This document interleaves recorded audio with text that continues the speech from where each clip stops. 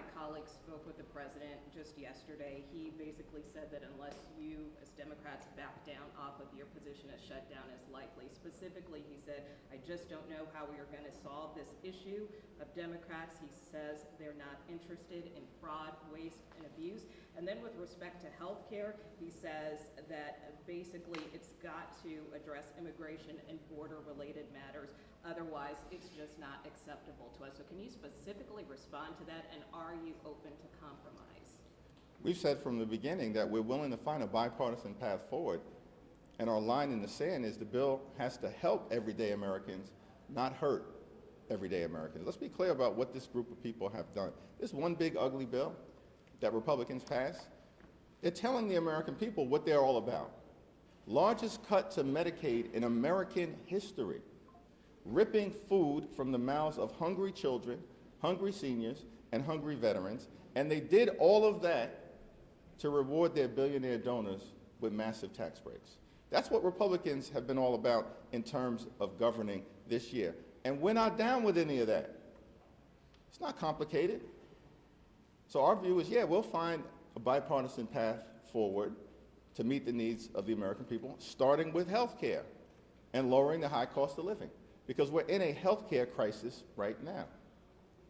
Let me address the continued effort to try to misrepresent the Democratic position. In fact, Republicans are lying because they know they don't have the high ground.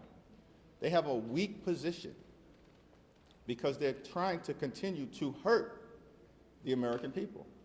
Federal law prohibits the expenditure of taxpayer dollars on providing health care to undocumented immigrants. Nowhere have Democrats suggested that we're interested in changing federal law.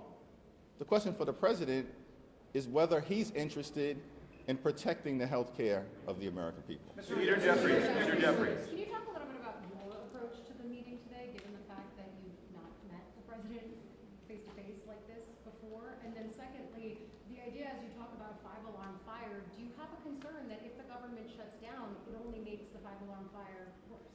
Here's the thing. Republicans control the House and the Senate, and there's a Republican president. If the government shuts down, it's because Republicans want to shut the government down. We've been in a five-alarm fire since January 20th. Mass firings have occurred since January 20th. They've triggered an environment where costs are going up, not down, despite their promise to change that dynamic. All the things that make America the great country that we are actually under assault. And in this country, wealthiest country in the history of the world, our view is simple. If you work hard and play by the rules, you should be able to live the good life. That's what we're fighting to achieve. Good paying jobs, good housing, good health care, good education for your children, and a good retirement. And for millions of Americans, they're doing the first two things. They're working hard. They're playing by the rules, but they're unable to live the good life. And good health care is a big part of that American dream. Mr. Leader. Our approach, and Leader Schumer and I are in lockstep. House Democrats, Senate Democrats are in lockstep.